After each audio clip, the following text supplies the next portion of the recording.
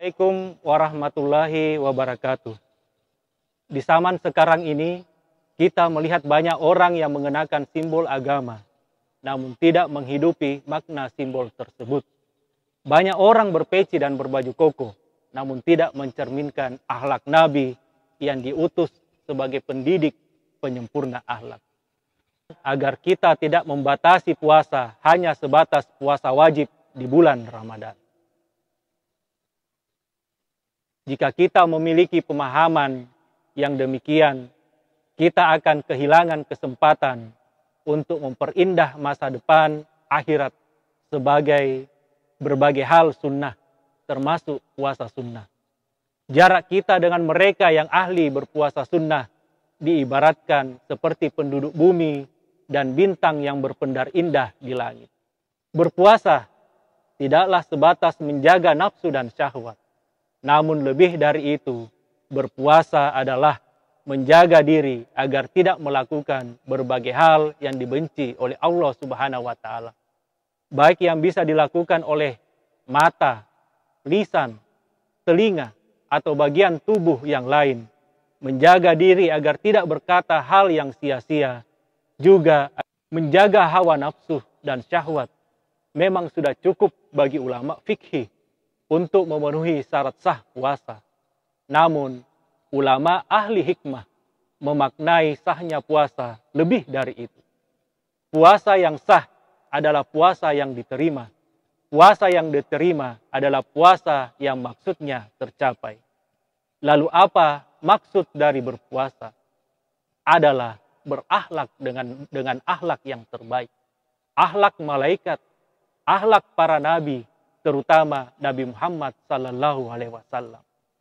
Sejalan dengan makna ini, ada sebuah hadis di mana Rasulullah sallallahu alaihi wasallam bersabda, 5 hal ini membuat puasa seseorang tidak sah: berbohong, menggunjing, mengadu domba, sumpah palsu, dan melihat dengan syahwat.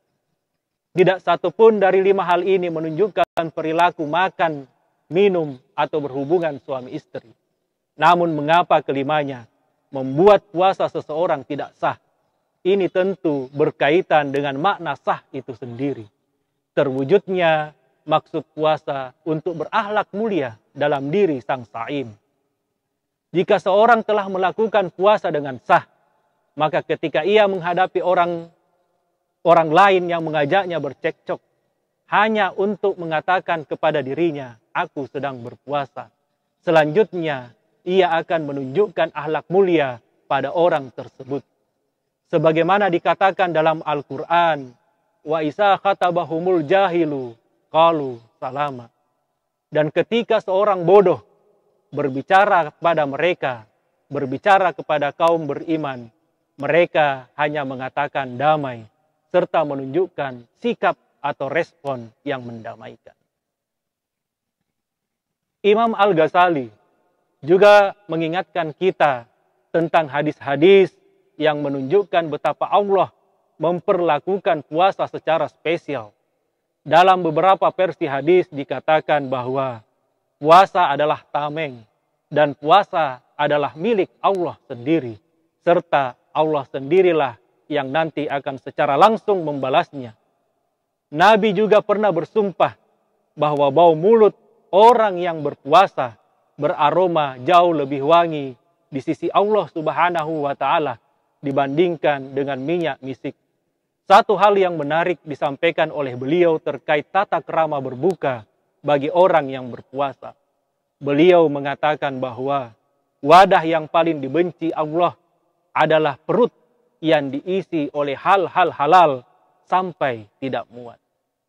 Imam Al-Ghazali kemudian menjelaskan beberapa waktu yang diutamakan untuk berpuasa, dari level minggu, bulan, hingga tahun. Di antara sekian hari dalam seminggu, hari Senin, Kamis, dan Jumat adalah hari yang diutamakan untuk berpuasa. Di antara sekian hari dalam sebulan, tanggal pertama, tanggal terakhir, dan Ayyamul Bid adalah hari-hari yang diutamakan untuk berpuasa. Di antara sekian banyak bulan dalam setahun, 4 bulan mulia Zulqa'dah, Zulhijjah, Muharram, dan Rajab adalah bulan yang diutamakan untuk berpuasa di dalamnya. Waktu-waktu utama ini dijelaskan akan menjadi kafarah yang dilakukan selama seminggu, sebulan, dan setahun.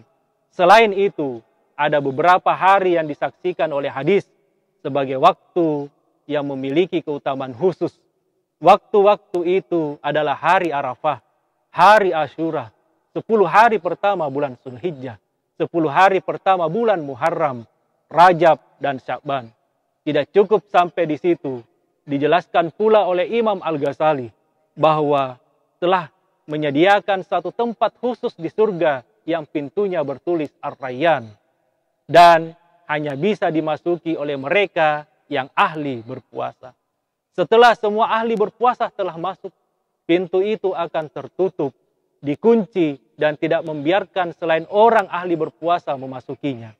Semoga Allah membukakan pintu hidayahnya pada kita, sehingga kita digolongkan sebagai orang-orang yang ahli berpuasa. Sekian, hadanallahu wa iyyakum ajmain, wallahul hadi ila siratil mustaqim. Wassalamualaikum warahmatullahi wabarakatuh.